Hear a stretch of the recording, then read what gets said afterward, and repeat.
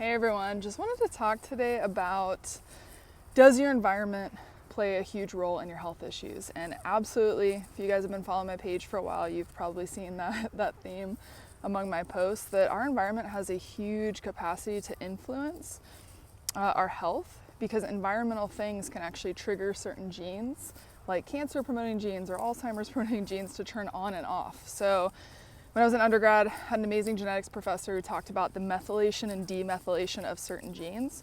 So this is why I always tell people, don't rely so much on those genetic tests that show you what you're predisposed to having in terms of health issues, because you can control it more than you think you can. Now, back when I was an undergrad, this is a while ago, like over a decade ago, we learned that most of our genetic expression is determined by environmental influences. So if you want to go research this and look it up, it's really fascinating. It's called the study of epigenetics. So anywhere from 95 to 98% of genetic expression is environmentally controlled.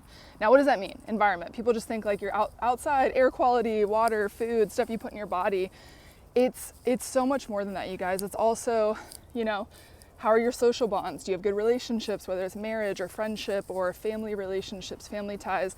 How's your mental health? How much do you exercise? How much sun do you get? Do you go outside every day? Because getting sunshine is so healing, so important. The earth was designed to heal us, when we actually use it. Sunshine, grounding, good quality foods, not sprayed with tons of pesticides. And so our environment plays a huge role. Now, I get so many people, because I work with gut issues, who come to me and they say, Dr. Davis, I feel totally fine when I travel to Europe, but once I come back to the States, I feel awful, my gut bloats up again, I start getting constipation or diarrhea or whatever. The issues are acid reflux, all this stuff. And I used to deal with that, you guys, but just know you can still heal in a toxic environment. Now, the reason why that is because, I don't know if you guys know this, but we have about 10,000 chemicals that are allowed to be sprayed on our food in the US. Only 400 are allowed in Europe. Because in Europe, they have to actually study a chemical first to make sure it doesn't cause health issues before it's approved to put on the market.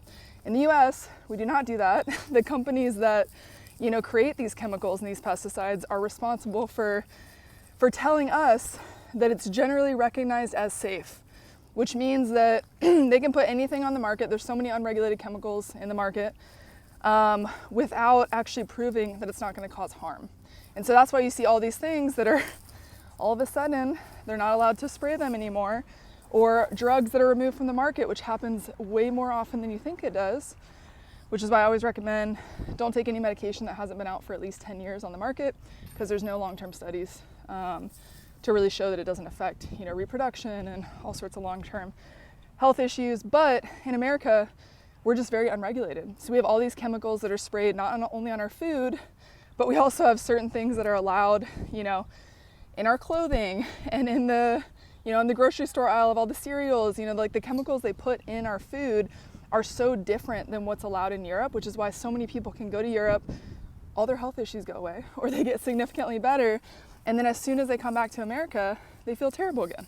So it is a huge environmental issue. Our water supply isn't great either, you guys. If you're not filtering your water, start there. Brita's not a good filter. Invest in a good quality, over-the-counter, reverse osmosis filter, like the Berkey filter, or there's some good ones on Amazon now. I'm actually trying out one right now that I like so far. It's called Blue Vua. I haven't actually gotten the testing strips to make sure it removes what it says it does, but when I do, I'll definitely post a video on that.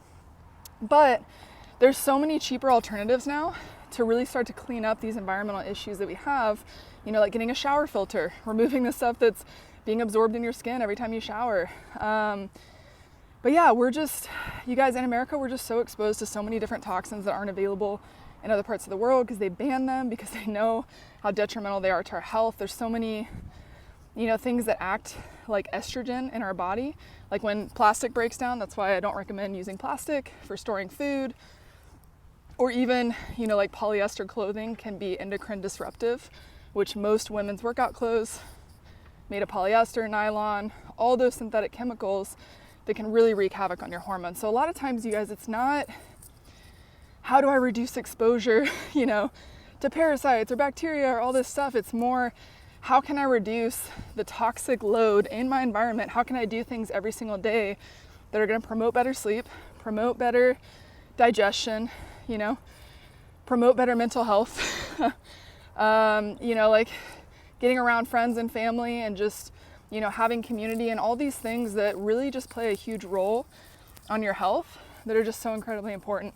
It's never one factor. Just because you're exposed to an infection doesn't mean you're actually going to get sick, you know.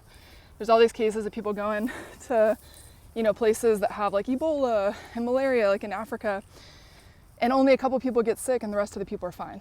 And it's really just, what is the internal environment of your body and how healthy is it? How healthy is your gut? Because a majority of your immune system lives in the gut, about 70 to 80%. So if you have gut issues, you're gonna be way more likely to be exposed to infections and have those infections affect you in a negative way, cause all these different symptoms.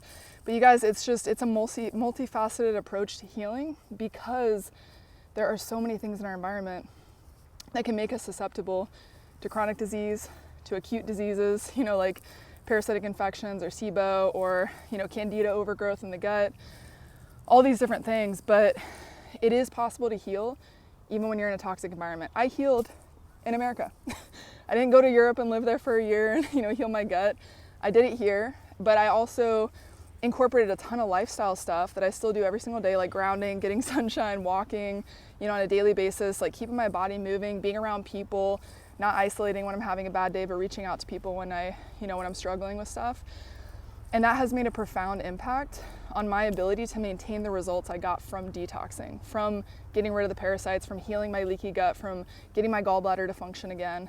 And yeah, I just want you to know, like, there are absolutely environmental things that can trigger this stuff, but you can still heal in a toxic environment. And America, unfortunately, we have so many toxic chemicals that are allowed in our food supply specifically, and that get into our drinking water. You know, there's trace amounts of birth control and other medications in the public water supply, that it just creates all these issues in people. So you can start small, you can start with really affordable things, like just, if you just literally breathe, ground, and get sunshine every single day, you'll probably notice a huge difference in about a week or two. So start there, make small changes. If you can afford a good reverse osmosis water filtration system, definitely do it. Water is probably the biggest thing that I have people change when I first start working with them, because it is just so incredibly important. And if you've been to Italy and you can eat pasta, you can eat bread, it's not always just the quality of the food that's better, but their water supply is amazing. It's very clean, and other countries in Europe as well. So there's so many different factors, you guys. It's not always just what you're exposed to, what you're putting in your body.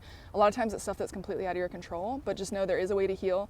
You can remove this stuff, you can, you know, incorporate lifestyle strategies to just get your body back to normal, and just know that healing is possible.